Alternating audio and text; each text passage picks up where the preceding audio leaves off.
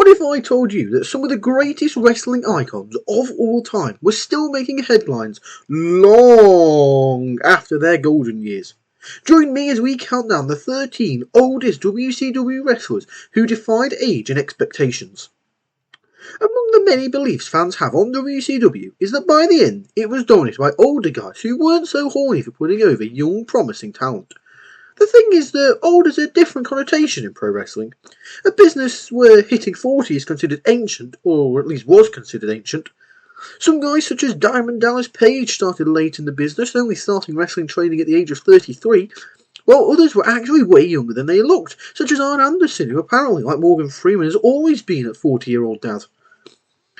Still, WCW did have a few guys on the payroll ready to collect their AARP. Some were just brief appearances at special events here and there, while others were regular stars still getting into a ring long past their prime. It's trickier than it seems, but these rank as the 13 oldest wrestlers to step into a WCW ring and prove that yes, the company did have an over-reliance on older stars despite all their younger talent.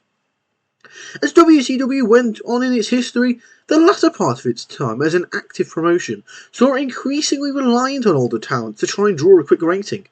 Instead of focusing on the future and building up newer stars, they oftentimes opted to focus on former WWE draws and people who were close to them. Wrestlers worked fewer dates for more pay, and that was the draw of WCW. The backstage politics of World Championship Wrestling led to what fans saw, and also led to the end of WWE's biggest competitor in history until recent years with the advent of AEW. Wickower, as I'm sure everyone remembers it by, has seen some wrestlers begin and end their careers when they were older. With all that said, let's look at some of the oldest names in the company's history. Welcome to Honor Wrestling Club, and today's video will be ranking the 13 oldest wrestlers to ever step foot inside of a WCW ring. However, before we begin, I'd like to take a moment to ask you to click the thumbs up button and the subscribe button. Do it now, click the thing, and you'll join Dustin Rhodes in gaining the elixir of life at some point in the next 250 years, so you will never end up like one of these wrestlers. Welcome to the club. In number 13, we have Hulk Hogan, who he did change the landscape of WCW and became the face of the company and pro wrestling for a period of time there. When Hulk Hogan joined WCW in 1994, the company was still trying to hold on to the essence of Hulkamania from years prior. This was rapidly dwindling, however. At that point, the fans had grown up and they were tired of the same old thing. They were sick of saying their prayers and wanted to shove their vitamins straight up somebody's candy bottom. When Hogan turned heel, however, at Bash at the Beach 1996, everything changed. The emergence of the New World Order was the biggest storyline that WCW ever produced, and one of the biggest in wrestling history. For years, the company ran roughshod over WCW, arguably to its downfall, hence why the time-travelling fan tried to ruin the initial promo. As we just said, this was something that in the end helped lead to the demise of WCW. By the time Hogan had finished up in WCW, he was 47 and wrapped in several lawsuits surrounding Bash at the Beach 2000 and issues with Vince Russo. His in-ring talents had declined, not that they started off very high of course, and fans had gotten tired of Hogan. However, he still hung on to competing for over a decade on and off, taking the time to ruin TNA and have several matches in WWE where he still couldn't put over younger talent. In number 12, we have Macho Man Randy Savage, whose career began to wind down in WCW, and he would end up retiring in 2004. Like many former WWE wrestlers that joined WCW, many of them were well past their best years when they stepped into the ring in the Atlanta-based organisation. For Randy Savage, the decline in his in-ring abilities was pretty apparent after his time in WCW was all said and done. He was wrestling a far more reduced schedule and not appearing as much. However, he could still cut those classic Macho Man promos. In WCW, however, Savage did see his fair share of success. After all, he was a 4-time WCW World Heavyweight Champion and put on some pretty damn good matches. However, this was his last major full-time stint in professional wrestling. He ended his time in WCW matching Hogan's age at 47.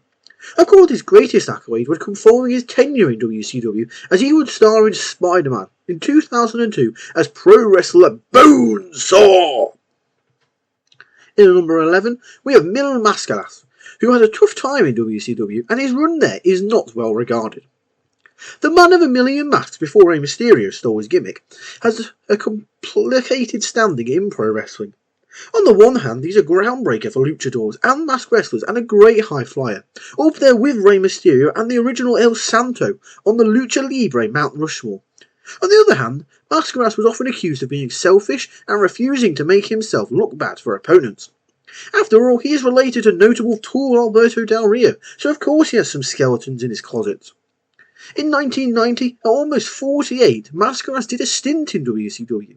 That included a Clash of the Champions match against Cactus Jack, with Mick Foley's book complaining about Mascaras refusing to sell for him. He was a bit ahead of his time in the cruiserweight department, yet Mascaras in WCW didn't add much to his overall legacy. It didn't tarnish it too much either, but it didn't add to it.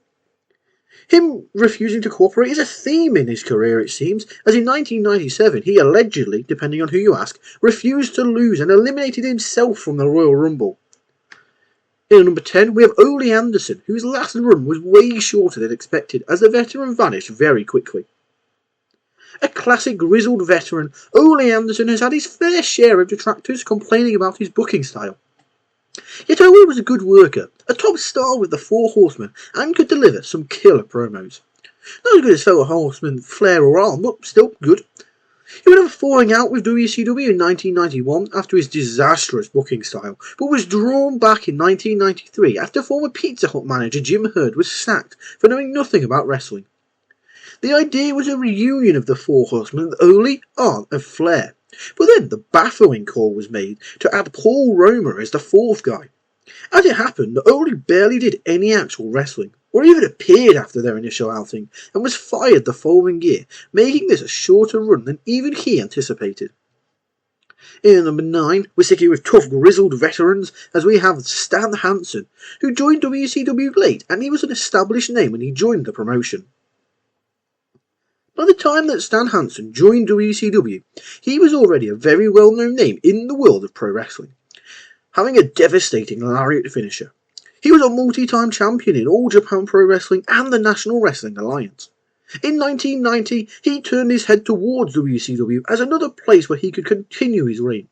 He would feud with Lex Luger over the WCW United States Heavyweight Championship, and at 51 years old, Hansen was still putting on some banging matches. Hansen's stint in WCW would end up being short, however he still managed to continue to compete at a pretty good level, especially for a man of his age. In 2001, he would retire from the business as a whole, but his legacy was in very good shape. In number 8, we have the Nature Boy, Ric Flair, who was WCW to its dying day, and there could be nobody else but the Nature Boy who could close the company out. Nobody was as synonymous with WCW as Ric Flair, as he was pretty much the WCW champion for the entirety of the 80s and the early 90s, basically until Hogan signed, and then it was Hogan. To count his classic matches with the likes of Ricky Steamboat and Terry Funk, accolades, titles and more would be futile, and we'd be here forever, as Flair's presence made him the heart of the company. Even in bad times, Flair was a master of firing up the crowd, delivering top bouts, and being a fantastic champion. Even after he'd been fired by professional crayon eater Jim Herd, and that couldn't sour the fans' opinion of the dirtiest player in the game, as they famously ruined the 1991 Great American Bash following his firing. While the last years of WCW put Flair through some stupid stuff, even making him into a crazy guy, he kept going and added a few more world titles to his resume. It was only fitting that the final Nitro had Flair, then 52, wrestling Sting in the main event to send off WCW on the famous simulcast. He was still out there and showcasing how amazing a worker he was and how vital Flair's presence was to keep WCW going.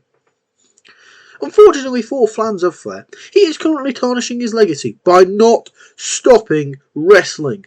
Please, Rick, man, just retire, please. In number 7, we have Baron von Raschke, who managed a Legends appearance as the Claw Master. Cool name. And he made a WCW stop. Before the Von Erichs, Baron von Raschke was known as the Claw Master. Those little green guys would be so happy. You know, those little aliens from Toy Story. He had a great act and could cut fantastic promos, becoming a star in the AWA with numerous world titles. The Baron was a master at firing up a crowd, stomping around the ring before he would slap the claw onto an opponent. In 1993, at 53 years old, Von Raschke took part in WCW's Slamboree event that teamed him with Ivan Koloff in a losing effort to Thunderbolt Patterson and Brad Armstrong. Von Raschke retired a couple of years later, and that made this his last huge showcase for the claw in his career. In number 6, we have Dusty Rhodes, who kept with WCW to the end, as the American Dream was always tied to the company. Few guys were tied to WCW history as the son of a plumber, except for maybe Ric Flair. Despite a brief run in WWE as Mr. Polka Dots, Dusty still had his deep ties to WCW and would spend time there from wrestling to commentating and much more. He just couldn't stay away, as in late 2000, he and Ric Flair reignited their seemingly never-ending feud.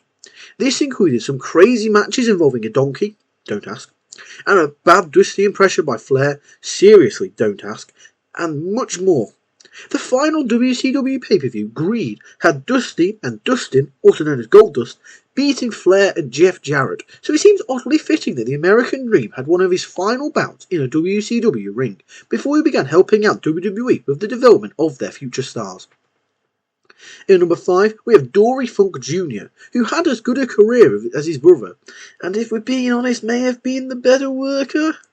Now, Terry Funk might have gotten more fame, and quite understandably so, to be fair to him, but his brother Dory was just a huge star. He too reigned as the NWA World Heavyweight Champion, and was regarded as one of the best technical workers of his time. He and Terry teamed up in several places, including WWE, and they always were able to tear it up wherever they went.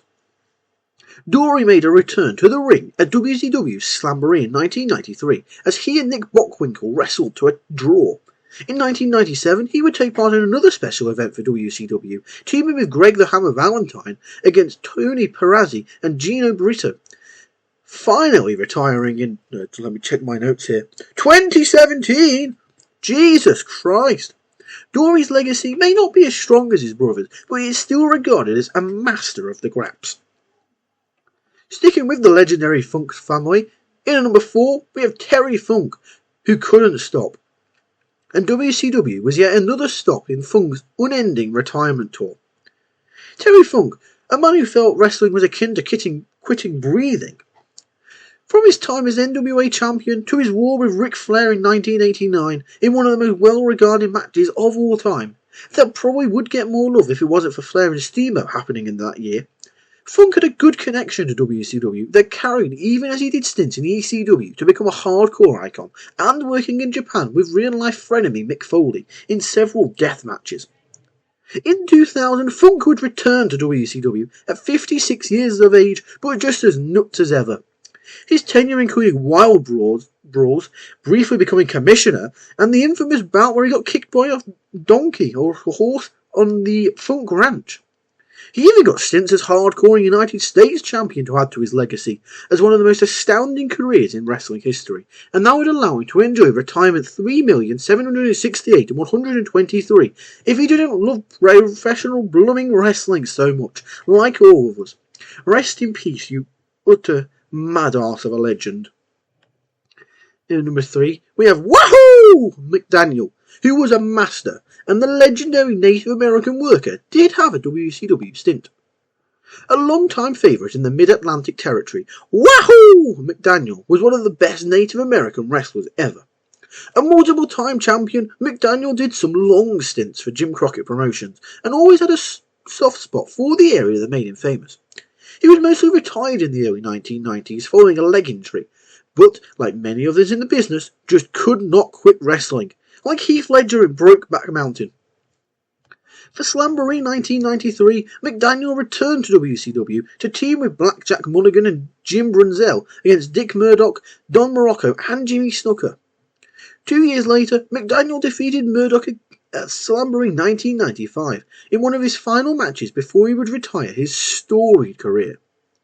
In at number 2, we have Jimmy Snuka, who messed up a WCW pay-per-view as a now controversial Superfly's appearance caused huge headaches for World Championship Wrestling. Jimmy Snuka's legacy is forever marked by his relation to the death of Nancy Argentino, his then girlfriend in 1983, but the Superfly was still very well regarded as a pioneer for high-flying daredevils, famously inspiring Mick Foley to become a wrestler following his cage dive. Most of his time in wrestling was in WWE, but he also worked in other companies, even winning the ECW World Championship in the early 90s. In 2000, Snuka showed up in WCW as part of a feud with Jeff Jarrett. That included hitting his patented Superfly splash onto Jarrett off the top of a cage on Nitro, reenacting his most famous non-coconut related moment from 17 years prior. The move looked impressive and all, but it ended up being quite bad for WCW, as Jarrett would end up suffering a concussion that took him out of a pay-per-view event, so it's little wonder they didn't have Snuka wrestle for them again. And at number 1, we have Nick Bockwinkel, who had his final match in WCW at the ripe old age of 60. And the veteran was also the commissioner. For many WCW fans, Nick Bockwinkel was a bigger presence as the on-screen commissioner in the mid-1990s. Before that, Bockwinkel had been one of the biggest stars for Vern Gagne's AWA, even holding its world title multiple times. While semi-retired as the 90s began, Bockwinkel could still get into the ring every now and then. In 1993, he had his final match at Slamboree as he and Dory Funk Jr. wrestled to a time-limit draw. Bockwinkel then moved into his aforementioned commissioner role, however yet WCW can boast of being the final in-ring appearance of this legendary worker, and he has the distinct honour of being the oldest ever worker for WCW. And there you have it, there is our list. So what did you think? Were you surprised at the age of these WCW legends? Be sure to let me know in the comments down below. Be sure to click the thumbs up button as well, the subscribe button and that notification bell to never miss out on any of the content we produce here at Honor Wrestling Club. So, I'd just like to say that's all for now. I'd like to thank you for watching and welcome you to the club. See ya!